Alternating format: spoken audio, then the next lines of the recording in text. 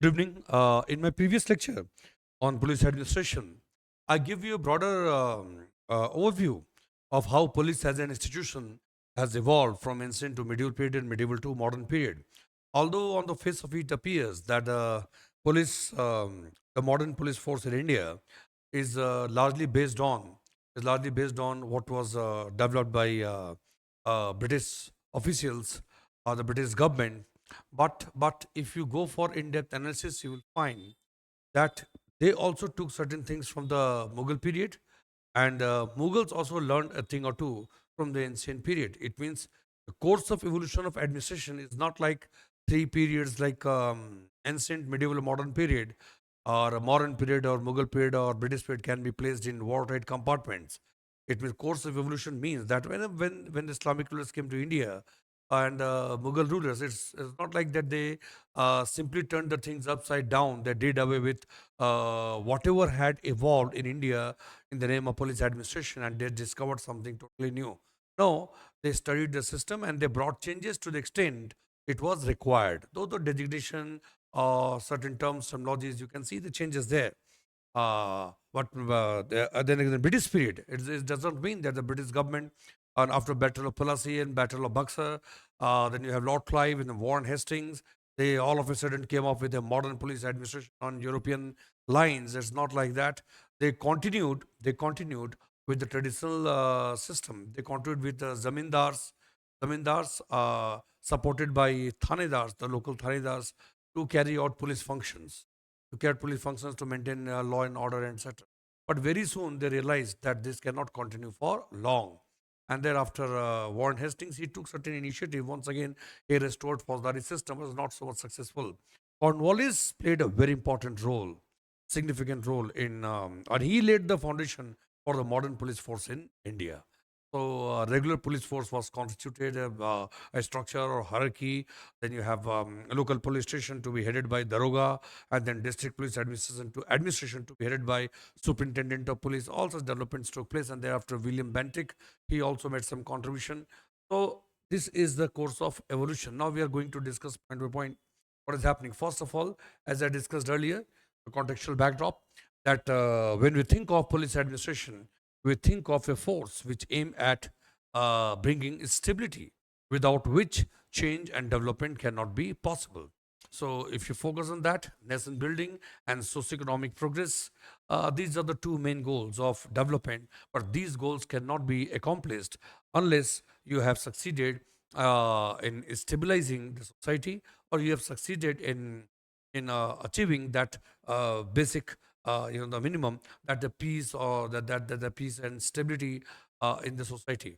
So without peace and stability, you cannot think of bringing change and development. And here, the police force play a very important role, because they are responsible for enforcing law, rules, and regulations, and they are expected to strengthen the foundation of democracy, executing the will of the state, preventing the crimes, and protecting and protecting the vital interest of individual groups and communities, protecting the interest of the government. Not many things are there. So overall, they create that stability, on the basis of which, on the disposition of that stability, development, growth, all such things to take place. So, police force, and then now have a look on how the police administration has evolved in India. So, in ancient period, as I told you earlier, that if you consider police merely in terms of modern police force in uniform, a well-structured hierarchy and rules, regulations, procedures, IPC, CRPC, or contemporary terms are Bharatiya Nyaya Sanhita or Bharatiya Nagrik Suraksha Sanhita or something, then you can say that it began only in the British period. But if you focus more on the police functions, if you focus more on substance, that some kind of law enforcement agencies, some kind of institution to bring stability, regularity, or discipline, or orderliness, to deal with conflict of interest, and to manage any kind of friction and conflict. All such things. If you see in this context, in every society, every civilized society can be seen to have some kind of law enforcement agency. When you think of a civilized society, when you think of a stable society, obviously you think of some kind of means and mechanism playing a centripetal role in enforcing rights and obligations mutual rights and obligations between individual groups and community, without which it is not possible to live peacefully. So, in ancient period or medieval period or modern period, form, content, attire, orientation may have undergone changes from time to time, but the core content that we need a centripetal force, we need some kind of gravitational pull in the center of the earth, just as you need gravitational pull in the center of the earth to keep the things intact. Similarly, a society cannot be kept together. A society, as any group or community, society or nation, cannot remain united unless in the center you have some kind of governing force. Honestly, and it is here that the police administration plays a very important role. I don't mean to say that police as an institution is the only centripetal force. There are so many things which play an important. Police force is one of the many things which contribute in ensuring that unity of direction, purpose, or some kind of stability in the society. So, in one other form, it has always been police. In one other form, law enforcement is something. It has always been a constant concomitant of all civilized society. So you can, as I discussed in my previous lecture, that during Harappan period also, although we don't have reference to any dedicated police service or police establishment, but on the basis of archaeological evidences and other evidences, it becomes amply clear that some kind of force, some kind of law enforcing force was there to implement rules and regulations, bring that basic minimum uniformity and that standardization. If you see the planning, if you see the drainage system, if you see the alignment of all the houses, roads cutting across each other, 90-degree angles, all such things cannot be possible unless you have a group of persons in the form of one other organization entrusted with the task, conferred with authority to enforce rules and regulations applicable to all. Then only you can achieve uniformity. So some kind of police administration was there, and thereafter in 16 margin per then Magadhan, imperialism or the Magad also, even before the Mauryans, during time of Nandas, some kind of police force was there. But the course of evolution in ancient period, I am talking about the course of evolution of administration, administrative institutions, agencies, kept on taking place over a long period of time, but it reached its topmost point culmination during the time of Mauryans. During the Mauryan period, you find that political administrative system is well developed, and by the parameters that you would like to apply for the administration in the ancient period, you can say they were far ahead of best of the administrative system in the world. Even Greeks could hardly compete with administration in Patliputra.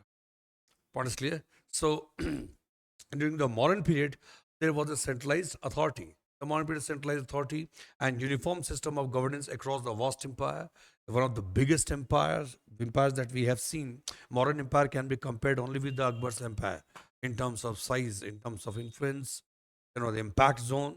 So from Assam up to Afghanistan, the empire, it was divided into provinces. So provincial administration was there, then within the province, then you have district administration, but Mauryan system was highly centralized. If you compare with Gupta period, then level of centralization was high. In Gupta period, we have more of decentralization, and here you have more of centralization. But law and order was taken very seriously by the Mauryan kings. So you have centralized authority, uniform system of governance across the vast empire. Important functions. You have Nayak, you have Dandapal, and you have Pradeshika and Rajukas. Pradeshika and Rajukas, they cannot be seen as the police officer. They are the head of the district administration. Rajukas, root word is Raju. Raju means rassi, rope, and rope is used for measurement of land. And why do you measure land? For determining the amount of tax which is payable for revenue collection. So that's why he is known as Rajukas. So you have Nayak, city security chief, very much like a commissioner. So Nayak was appointed. This is the designation. He was a very important official in the important cities as the city security chief. He was responsible for collection of intelligence, maintenance of law and order, ensuring regular patrolling, then prevention of crime, then collection of records as well, okay, and then to catch hold of the crime, the root cause of the crime, and ensuring the punishment. So you have Nayak, and then you have Dandapal, law enforcement. They were capable of punishing, and they have conferred with huge authority. Then you have Pradesikas and Rajukas. They were the district level administrators and officials, and they were conferred with the police powers.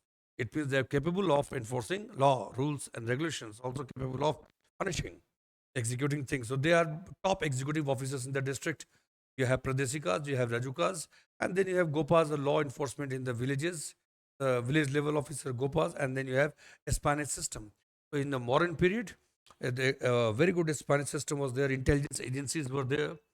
So and post-mortem was also conducted. So you have something similar to in modern period. We have reference to something like your SPG, Special Protection Group. It means there was a force responsible for the protection of life of the king, always providing security for first layer, second layer, third layer security. So during modern period, you have a well-designed structural and functional differentiation. You have police force, you have intelligence agencies, investigation agencies, and then regular police force to maintain public order. Things are well established, and you have different station for the officials. The modern period, you can say the system was highly sophisticated. So from top to bottom, based on intelligence collection, they used to take appropriate action, and system was highly centralized. Even Pradesika and Rajukas, they in a number of ways they were controlled by the central government. They were controlled by the central. So it is not like the provincial governments have all the authority and power, and they decide the things. No, within a province you have a district and sub district. At the sub district level, you have officers like Pradeshika is there, but Pradeshika was in constant touch with the central government. So that's why we say that there was a high level of centralization. Law and order, penal provisions were so strict in modern period that the criminals used to think twice and thrice before committing crime. So there was a deterrence of law. During the modern period, there was deterrence of law. You cannot say that simply because Samrat Ashok, he became so much tilted towards Buddhism and started practicing Buddhism. So Samrat Ashok from Kam Ashok, he becomes Chand Ashok, Kalinga War, and then he becomes Dham Ashok. So that change of heart taking place, and the king becomes he assumes the title of Dhammasok or something. Assumes, I mean, say he's called, he's referred to as Dhammasok in the third stage of his life.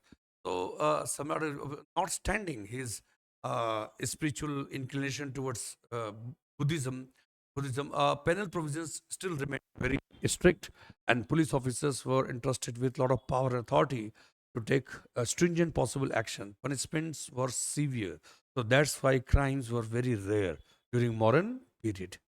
This is the modern, and then the Mughal period. And first thing that you need to understand, as you move from the modern period to Mughal period, as a modern period to Mughal period does not mean that a very violent departure takes place. That in the medieval period, Islamic rulers they came to India and they simply destroyed the administrative system and they developed their own. No, it's not like that. They studied the prevailing administrative system and they brought it was a kind of blending. So what had evolved in India over a long period of time, certain good portions of that, yeah, they retained, and they brought certain changes. They brought changes only to the extent it was required. They too did not want to risk transplanting administrative system on the basis of their experience outside this country, because they knew that those systems which they had learned or they had evolved could hardly work in India. So that's why you can say in the Mughal period there was a blending. So they had learned from the administrative system which had evolved. They studied that and they brought changes only to the extent it was required. So just as in the modern period you had a city police chief, in the Mughal period also you have a city police chief who is known as Kotwal.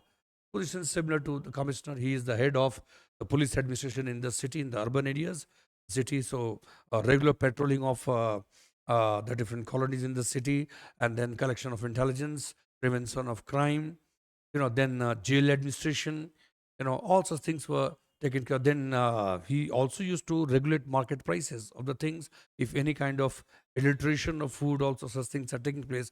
These all such things did actually fall within the operational domain of or jurisdiction of Kotwal. So Kotwal was a very Kotwal was a very powerful, and that's way कोतवाल के ऊपर तो बहुत सारे कहावतें वगैरह भी हैं, आप लोग जानते हैं। तो ये बहुत ही पॉपुलर टर्म है कोतवाल, ठीक है। देन यू हैव फौजदार। And in the Mughal period, the provinces, Mughal Empire was divided into provinces, and the provinces were organized into provinces were known as subas, and subas were divided into sarkar. And who was the head of sarkar? A district level of the Fauzdar. Fauzdar was the district level officer. He was the head of the district administration. So Suba was taken care of by Subedar, was like chief minister, Subedar, and then you have sarkar. Within a sarkar, you have pargana, and then you have villages. So you have the Suba was headed by Subedar, and then the district level administration, it means Sarkar, the district, it was headed by Fauzdar. Fauzdar was a very powerful officer. He used to maintain a small army, and he was responsible for maintaining law and order within his domain. But one of the demerits of Mughal administration was that Fauzdars were not so for Fauzdars, given the resources available with Fauzdars or the size of the army on other things, the jurisdiction was very broad. It means Fauzdar could hardly maintain law and order in each and every area within his jurisdiction. So Fauzdars used to look after very important areas to suppress rebellions or any kind of conflict. But regular law and order maintenance was not so much done efficiently. It's not done by Fauzdar. It means villagers, they used to appoint chowkidars, and they used to fend for themselves. They used to pay for chowkidar. It means Mughal administration, Mughal government, despite having abundant resources, they did not use such resources to provide services to the society, which was very basic and elementary. To provide security to the society, they did not spend much money. They they did not spend so much of money on the security. So Fauzdar was there, but the Fauzdar had very limited resources and he had wide jurisdiction. So he could hardly deal with the conflict, friction, or law and order problem taking place within his jurisdiction in the remote areas. So the very in the proximate where something is happening around him, then it's fine. Otherwise, Fauzdar used to assist the collection of revenue, but Fauzdar hardly assumed the responsibilities to maintain law and order to the extent which could be called, a little efficient or something. Okay, so you have Fauzdar. Then Fauzdars were supported by Thanedars. Fauzdars were supported by Thanedar. These were the police post, so small police station kind of thing. So they used to support Fauzdar enforcement of law. And then you have Sikhdar. Sikhdar was the executive. Sikhdar was the executive officer at the Pargana level. So at the district level, you have Fauzdar, and within a district, you have Parganas, and Parganas are headed by the Sikhdar, the executive officers, and they had police powers. They had power and authority to get the things done. So you have Sikhdar, then you have Mukaddam, village headman, and then Chowkidars. So Mohalla and wards.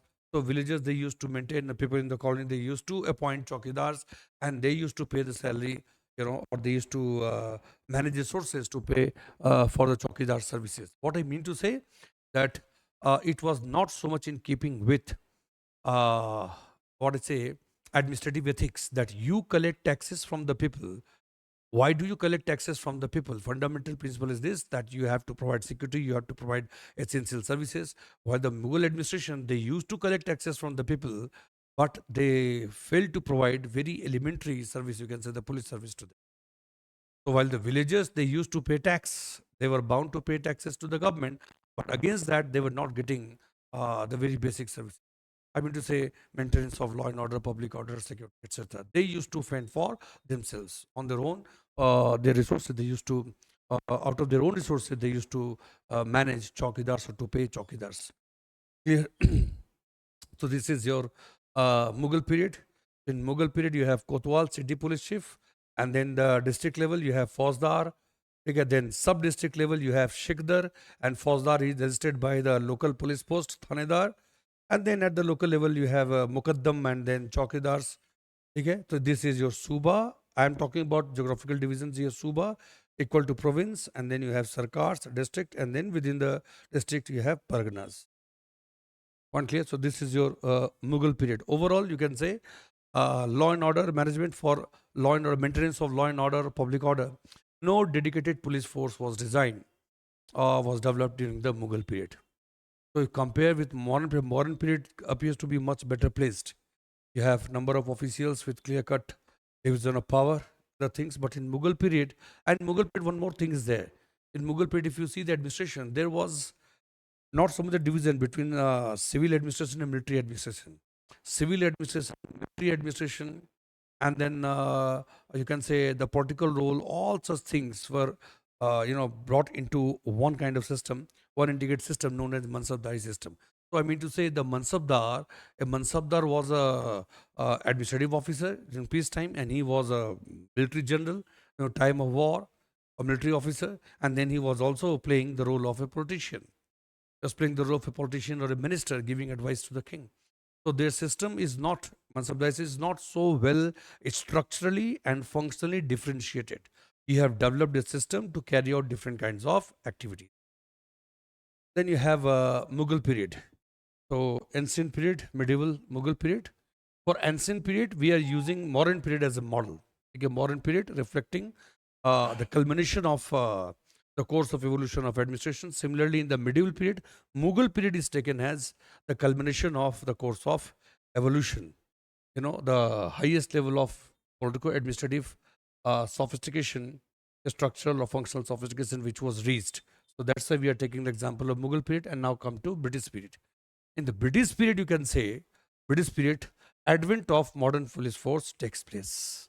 The police force that you see today, it is more proximate to what happened.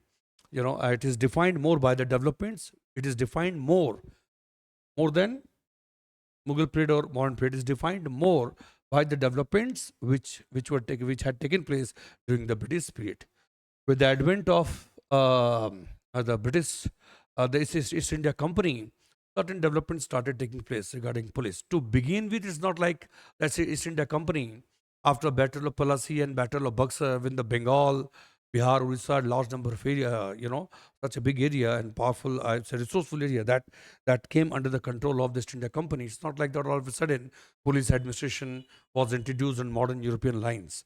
No, Battle of Palasi, then Battle of Buxar, and after that, 1765 onwards up to 1772, the dual government was there in Bengal. During that period, the modernization of police force did not take place. It continued as it was largely. But Warren Hastings in 1772, Warren Hastings tried to bring some kind of changes, but he was not so much successful. He continued, first of all, with the zamindars, and zamindars supported by thanedars to carry out police functions. Then he tried to, in 1774, he tried to restore the Fauzdari system, but was not so much successful. You cannot say Warren Hastings, although he worked so much on judicial administration and the other areas, but as far as police administration is concerned, the real, you can say, more substantive contribution came during the time of Cornwallis. So Cornwallis can be given the credit. Cornwallis can be given the credit for laying the foundation of modern police force in India.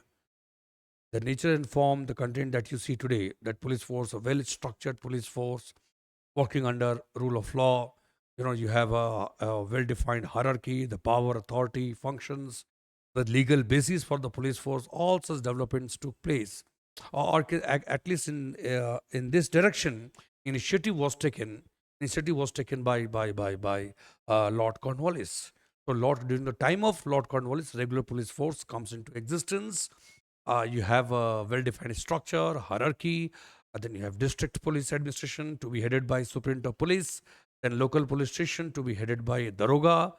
Okay, and then constables, head constables, all put together. So administrative structure comes into exit. Lord Cornwallis led the foundation, and therefore the developments kept on taking place. Like William Bentinck, during this period, William Bentinck, he brought the police under the control of district magistrate or collector. And later on, again, the need was felt to give more space to police administration and to define it, to impart it a distinct institutional identity. So these developments keep taking place. That sometimes they are brought under control of collector and magistrate. Then after some time, that control is relaxed to some extent. They are given more space and power, authority to get the things done. One thing that we need to understand, that during the British period, reforms were introduced, keeping uppermost in mind not the interest of the people of India. All reforms, administrative reforms or the reforms, took place keeping uppermost in mind the British government's colonial and imperial interest. And one thing we need to remember, that India was only a colony for them. Their ultimate objective, as it happens under colonialism, it happens in any colony. Their ultimate objective was to strengthen administrative system. Why? Why? To facilitate sustained exploitation of resources over a long period of time, as much exploitation as possible. For sustained exploitation, you need a lot of stability. Then only you can catch hold of things, and that's why this was the main motivating factor for them to strengthen the police force, or to impart greater amount of professionalism, to impart professionalism to the police force, a well structured, disciplined, and committed police force ready to do anything. Okay, and this police force was to be used as an instrument, not in furtherance of the cause of democracy or welfare state something. During the British period, the ultimate objective, as I have discussed, the police administration along with army, this was just an instrument. This entire institution was an instrument in the hands of the British government. Why? So as to make more institutionalized and use of this brutal force to suppress Indian national movement international movement, and to facilitate sustained exploitation of resources, and many more things. So the British interest is protected. For that, they needed a very professionally competent, a disciplined, and well organized police force. On the one hand, exploitation of resources. On the other hand, the suppression of Indian national movement, to carry out several repressive actions, to promote and perpetuate the interest of the British government. This was the case. So this development took place. William Bentinck taking also place. But the most important development took place during the British period was the Indian Police Act, enactment of Indian Police Act 1861. In 1860, the first police commission was established to suggest ways and means to impart a more stable institutional identity to the police force in India. And the outcome was the first police commission established in 1860 gave recommendations on the basis of which Indian Police Act 1861 was passed. And the passage of this act, enactment of this act, is a, you can say it is a landmark development, in the course of evolution of police administration in India. So it laid the foundation for a modern police on European lines based on rule of law. So it laid the foundation for that modern police force in India. So this is Indian Police Act. And what was the main intent of the British government? They wanted to develop a standardized, uniform police administration all over the country for better coordination, for unity of direction, fulfillment towards the accomplishment of their ultimate goals, objectives. I mean to say their colonial or imperial interest in India. It was not in their interest to have a police administration organized on heterogeneous lines and different provinces, different kind of police administration. So that could have created problems for them. So that's why they enacted this law and tried to develop a one unified force. It means a same structure, same hierarchy, then powers and functions and procedures, then the method for recruitment, the training, all such things were to be uniformly applied all over the country. So that's why this act was passed. So this played a very important role, and significance of Indian Police Act 1861 has to be understood in the light of the fact that even after independence, till the date we have continued with Indian Police Act. It is the main governing law for police administration, and that's why it has been criticized by many reformers. That how can we continue with a law? How can we continue with a law to govern our police administration? Although there are several other laws, but this is something which plays a very important role. As I said, it is the main governing law for the police administration. Because after independence, several other laws have been amended, existing laws have been amended, new laws have been enacted. So today the police force is governed not totally by the Indian Police Act 1861. It is governed by Indian Police Act 1861. Earlier than police authorities, they get power, authority, and many things from IPC and CRPC. But IPC or CRPC, they have been replaced recently by the government, replaced by Bharatiya Nyaya Sanhita, Bharatiya Nagrik Suraksha Sanhita for the Criminal Procedure Code, and for Indian Penal Code, Bharatiya Nyaya Sanhita. So there are a number of laws which contribute and which define the overall power, authority, function, and structure. But this is the most powerful law, the main governing law. This has laid the foundation for police administration, modern police force in India. then this law, this law is the main governing law, and thereafter several other legislations have been passed, but it is still remains the main governing law. This is the significance.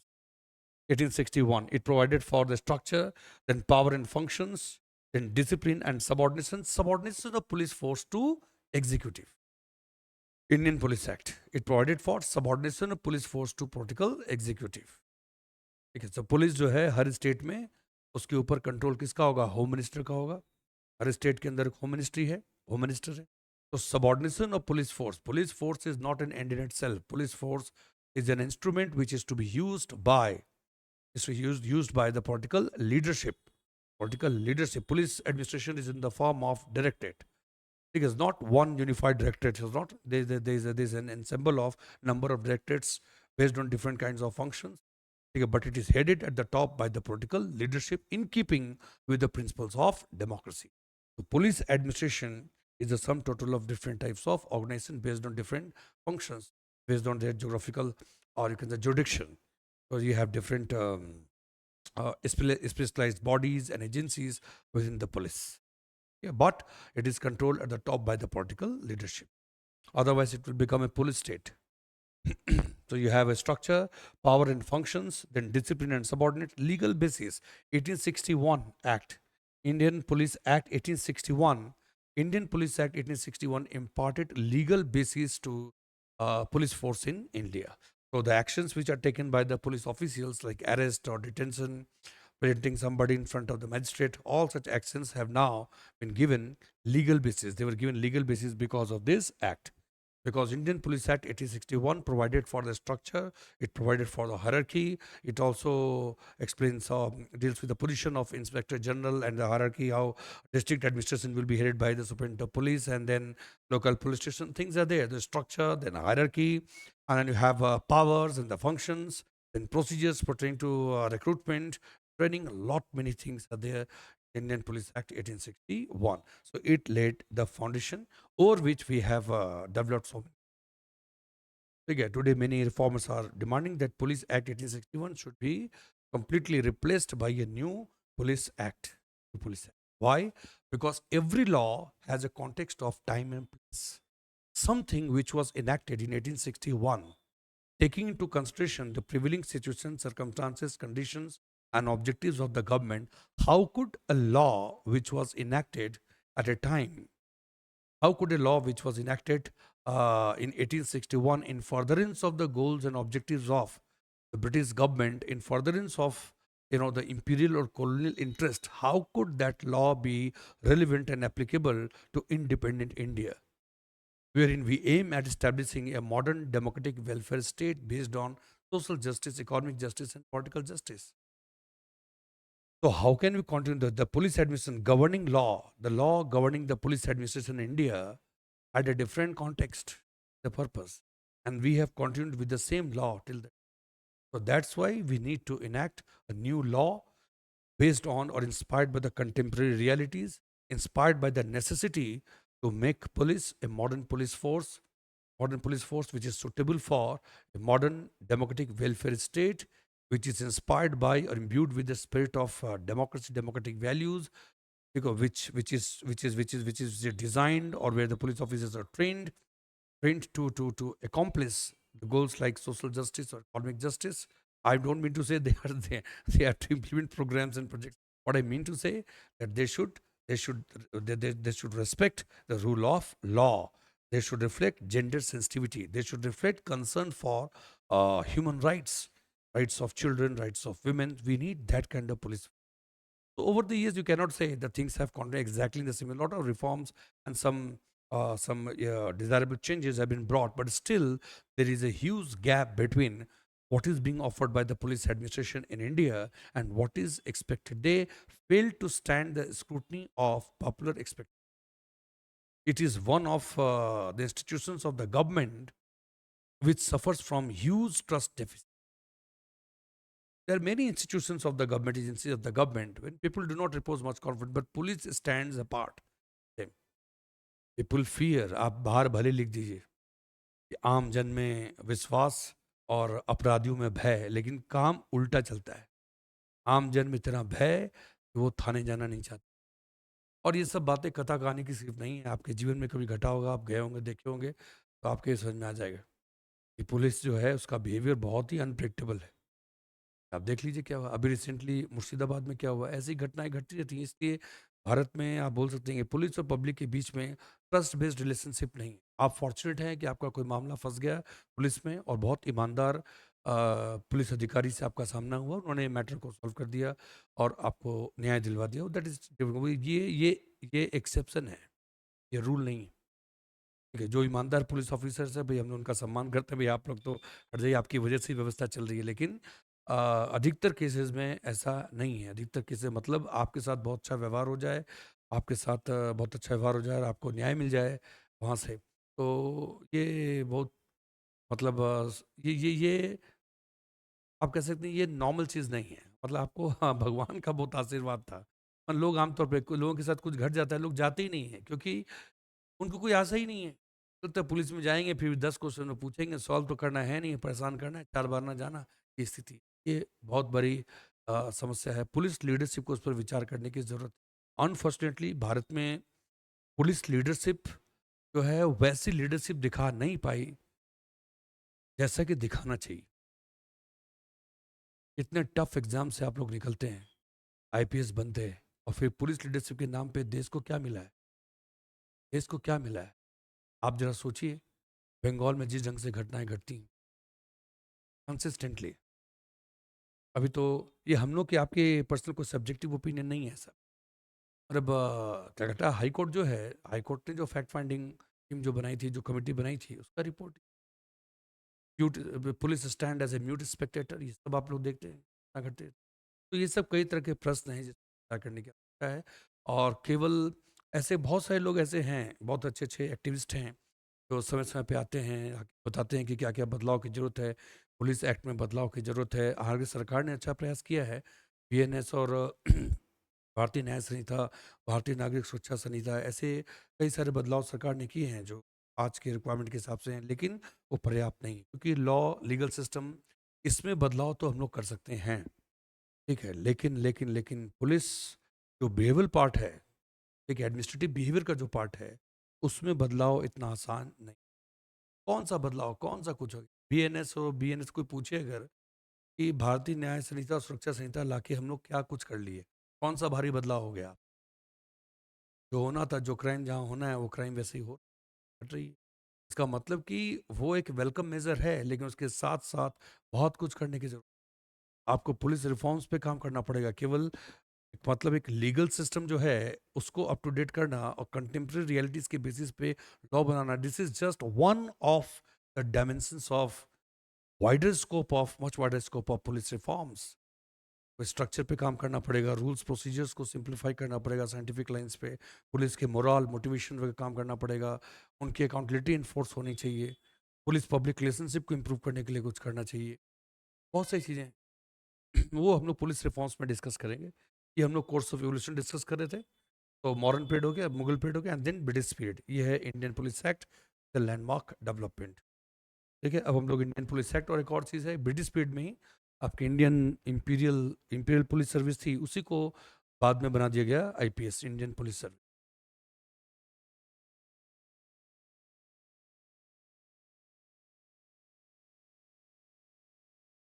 ये है police act 1861।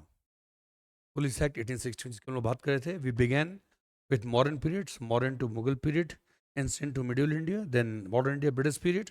British period के developments आपने देख लिए। British period में क्या हो रहा है, वॉरेन हेस्टिंग्स जो हैं वो इनिशिएटिव लेते हैं लेकिन ज़्यादा कुछ नहीं कर पाता है। फिर लॉर्ड कॉर्नवालिस हैं, फिर विलियम बेंटिक हैं, फिर 1861 में एक एक्ट आ जाता है, यही 1861 का एक्ट है। और इसके बाद का डेवलपमेंट जो है वो आप देख लीजिए।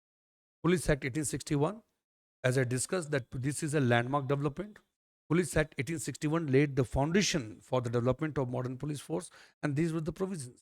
So, central legislation governing police in India. Even today, this is the most important legislation which govern or law which govern the functioning of police in India.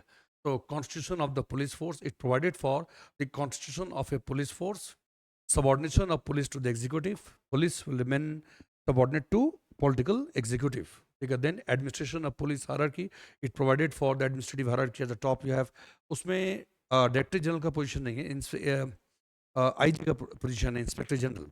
So you have the position of IG and DIG and then superintendent of police है ना, वो superintendent SP है, फिर DSP है, ऐसे करके पूरे नीचे इंस्पेक्टर और sub inspector, assistant sub inspector, फिर हेड कांस्टेबल, कांस्टेबल, एक पूरी हायरार्की जो है पुलिस की.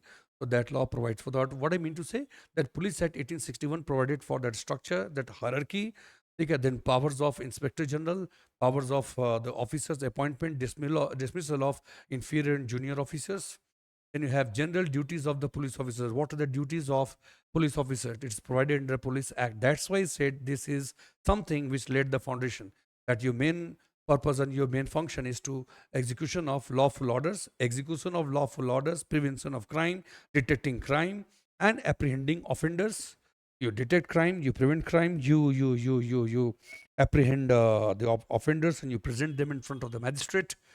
Okay, then you have police officers to provide information, to lay information before the magistrate. So protecting the vital interest of individual groups and communities, preventing the crime, detecting crime, then catching hold of the offenders, presenting them in front of the magistrate. All such things are there. The police functions. Power to lay rules and regulations. Appointment of special police officers. To carry out specific functions or special functions. Special police officer for special function. Fine. Then appointment of special police officers. Power to regulate assemblies and procession. Power to impose penalties for disobeying the lawful orders of police. So overall, this Indian Police Act, the gist, it provided for the structure, it provided for the powers and functions and duties of the police officers, and the equation of relationship between top police officers and their inferior and junior officers. Then this is about to regulate assemblies and process the internal rules and procedures for the institution to work on sustained basis, its power and functions. All such things are there. It means Police Act 1861, it imparted a legal sanctity, legal basis to the police force in India. Now the police officers, when they arrest somebody or they detain, so for arrest and for detention, all such things, there is a legal basis because they are acting well within the bounds of their power as given to them or conferred on them by the Police Act 1861. So this is the main governing law, but this is not the only law which define the powers and functions of the police force. You need to understand that. Point clear? So like BNS, Bharatiya Nyaya Sanhita, Bharatiya Nagrik Surakha Sanhita. So there are various provisions under which police authorities have been conferred with the power authority to do certain things. So they derive that what I say, the legal sanctity to the actions of the police come not only from Indian Police Act 1861, it also comes from several legislations. Laws passed by the central government like BNS and Bharatiya Nagrik Surakha Sanhita, but also the several laws which have been passed by legislations or amendment which have been brought by the state government. Remember, public order, as I discussed earlier, the public order and the police, both of them are the subject matters of state list. So any substantive law can be enacted only by the state assemblies, the state government. Central government has limited jurisdiction. I don't mean to say the central government, union government has no role to play, but mainly the public order and police fall within the domain of the state governments. That's why they can enact law. And several different states have enacted laws from time to time to improve the thing, to bring into execution the recommendations made by various committees. So police reforms have not been pursued in India, kind of all pervasive police reforms. Not like that, because several committees were constituted. They gave recommendations. Committees were established by the central government, but such recommendations could not be imposed could not impose on the state governments. It was for the state government to accept or not to accept. So this is a kind of subject to basic minimum uniformity. Basic minimum uniformity, things differ a little bit from state to state, but you have broadly uniformity. Regarding police, you have provisions in the union list, then you state list, and then you have that I will discuss, and then concurrent list also.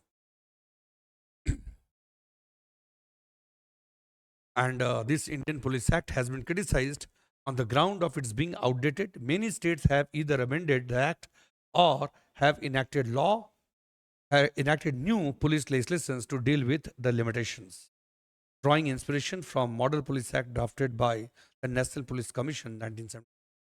National Police Commission, although before National Police Commission you have various committees which were established, but National Police Commission gave a wide range of, you can say, gave a number of recommendations for police reforms in India.